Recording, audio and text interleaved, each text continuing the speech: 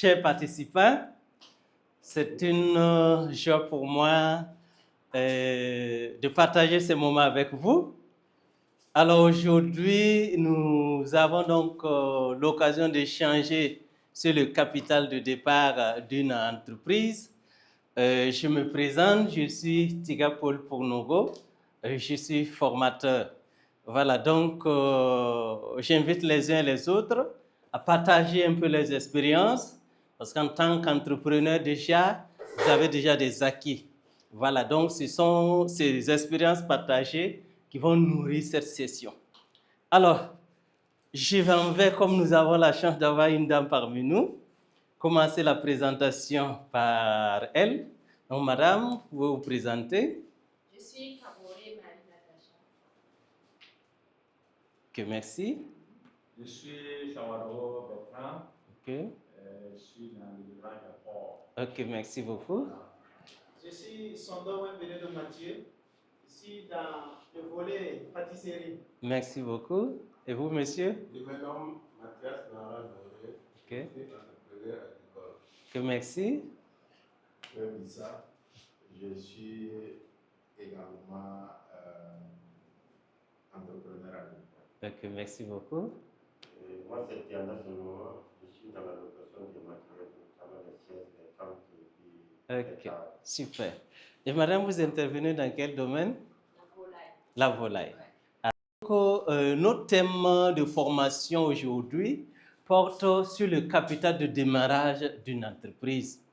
Voilà, et comme vous le savez, avant donc de mettre en place une entreprise, il est important déjà de penser à ce qui est nécessaire pour la mise en œuvre donc, de notre projet.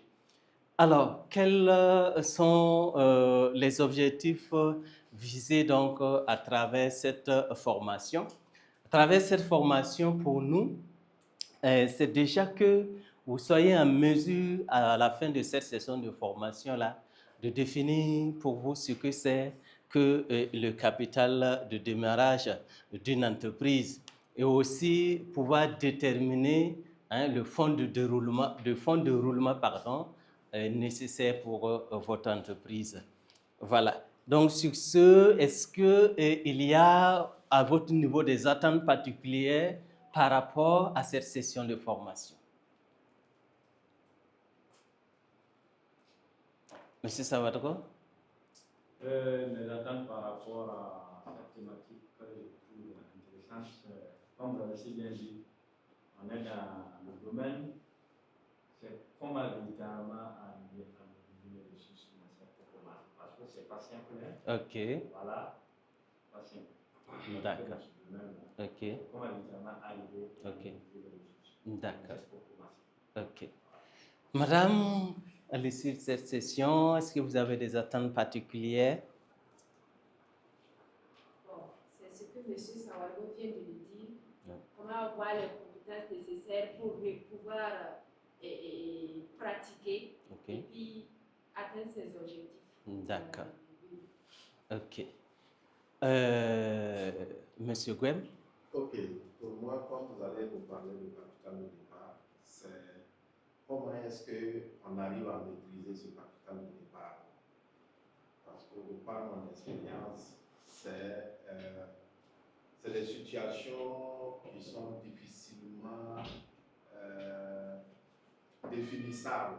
C'est-à-dire qu'on peut faire son plan et il y a tellement d'imprévus qui fait qu'on a du mal à déterminer effectivement le capital de départ. Donc, si on peut avoir vraiment des techniques ou en tout cas des moyens de pouvoir déterminer et de ne pas sortir hors de ce capital de départ. D'accord.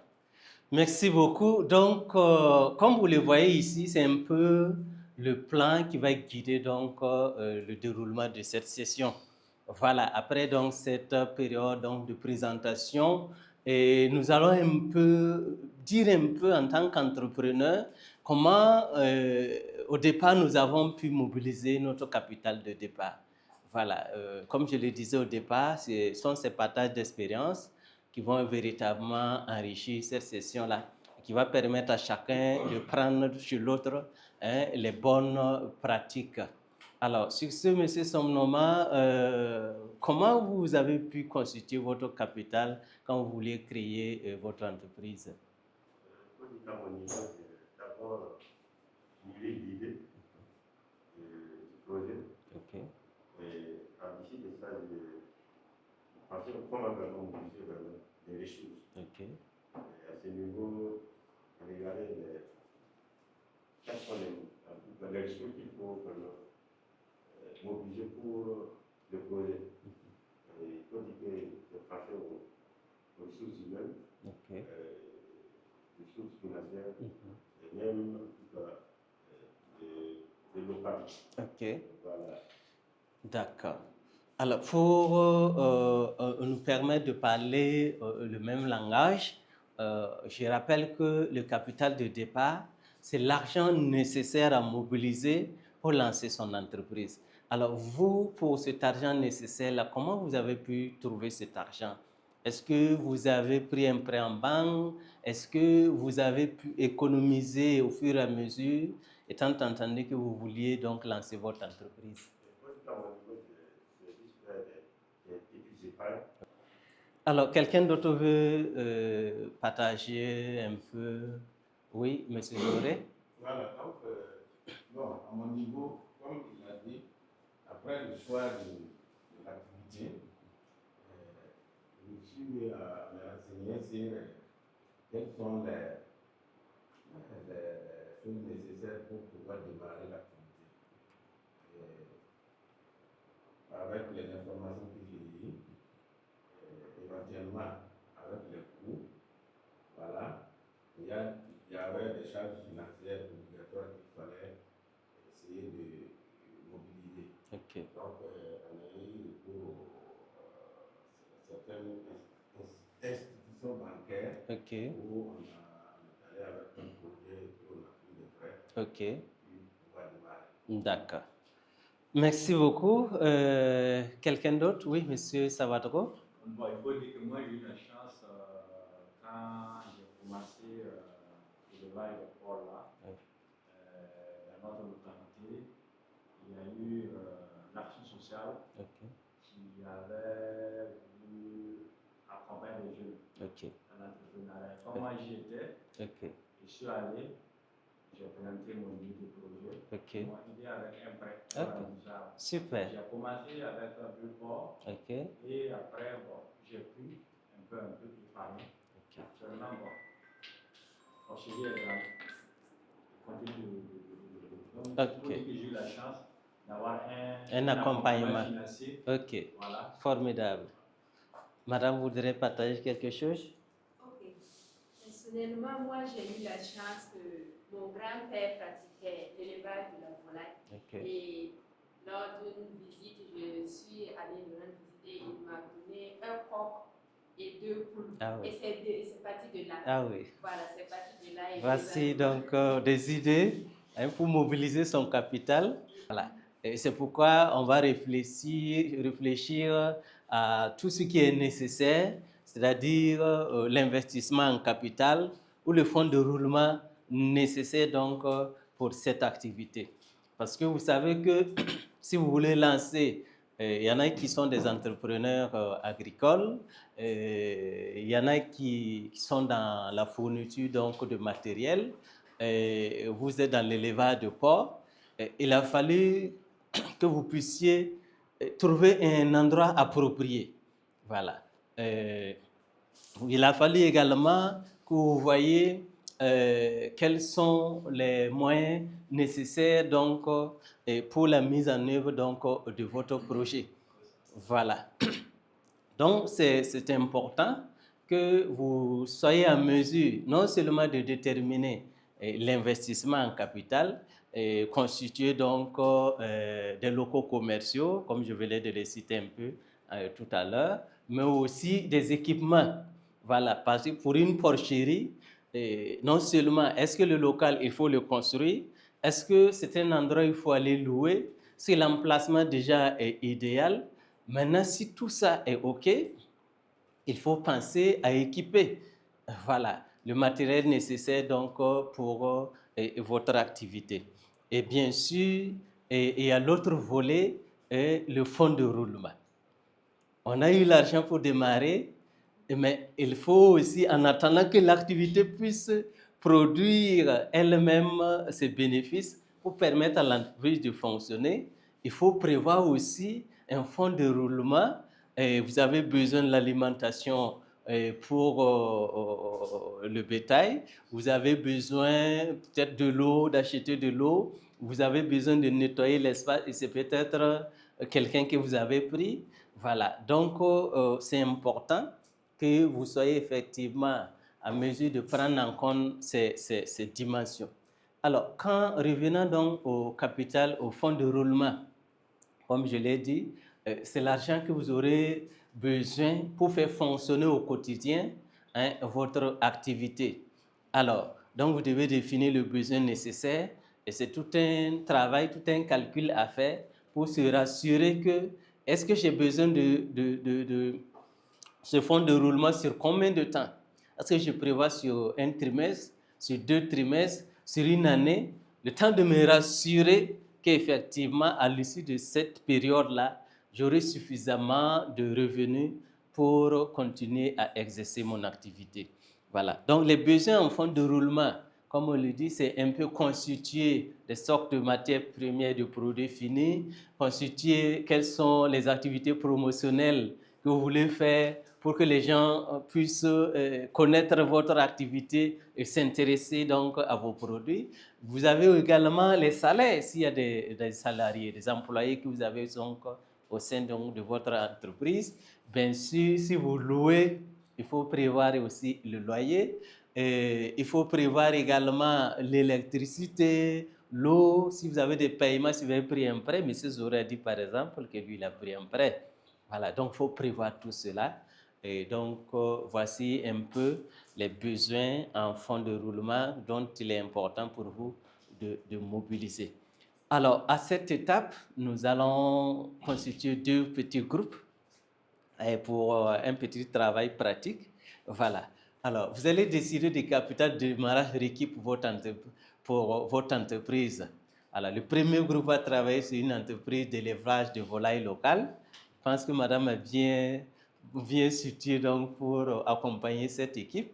Et puis, une entreprise de vente de friperie. Monsieur Dianda sera donc le chef de groupe, puisqu'il est déjà dans la fourniture de chair, de tente, etc. Donc, si vous voulez, je vais demander à M. Guem, qui est entrepreneur agricole, M. Zoré également, et puis à Madame de constituer une équipe, M. Sawadgo, M. Dianda, pardon? M. Sondo, aussi de constituer une autre équipe. Voilà.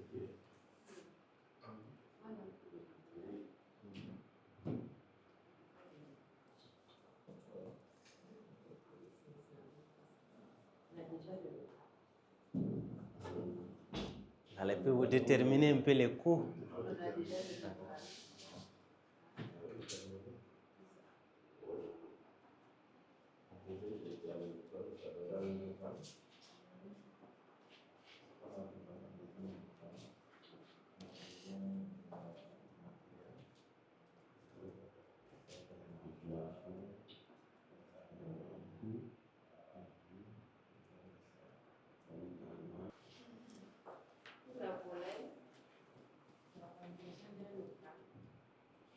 D'accord, local, oui, allez-y.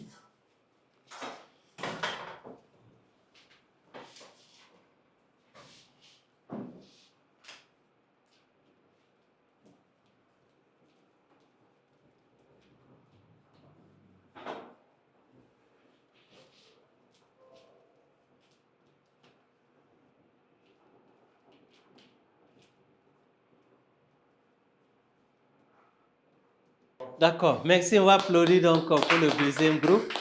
Voilà, merci vraiment pour cet exercice. Comme vous l'avez vu, il était important de pouvoir faire la part entre les investissements donc, en capital, constitués donc des locaux commerciaux et des équipements, et puis faire la part donc, du fonds de roulement nécessaire. Voilà, donc pour nous résumer, alors rapidement, qu'est-ce que le capital de départ pour vous, M. Sawadro? En 30 secondes. En 30 secondes, le capital de base, c'est un fonds qui va nous permettre de démarrer avec notre activité. Voilà, les ressources financières qu'on doit avoir pour pouvoir démarrer avec notre entreprise. Ok. Merci beaucoup, Monsieur Sabatoko. Madame, le fonds de roulement, qu'est-ce que pour vous, le fonds de roulement pour vous, que représente le fonds de roulement pour vous? Le fonds de roulement, c'est le montant que je dois utiliser dès le début pour nourrir ma volaille, les soigner et également prendre en charge la personne qui va s'occuper de D'accord. la volaille. Merci beaucoup. Donc, pour nous résumer, nous avons échangé donc sur le capital de démarrage d'une entreprise pour dire que le capital de démarrage d'une entreprise, c'est l'argent nécessaire pour lancer son activité. Et on retient également que pour le capital de démarrage, il est constitué de 2 éléments principaux, les investissements en capital et le fonds de roulement. Voilà, les investissements en capital, c'est l'argent dont nous avons besoin pour payer un équipement durable et à un certain coût quand même élevé. Et aussi le fonds de roulement, comme on l'a dit, ça peut être constitué donc des matières premières, ça peut être constitué du salaire, ça peut être constitué des activités promotionnelles. En tout cas, merci pour votre attention. Je souhaite que nous puissions mettre en application ce que nous avons appris aujourd'hui. Merci pour votre attention. On a un dépassement de temps.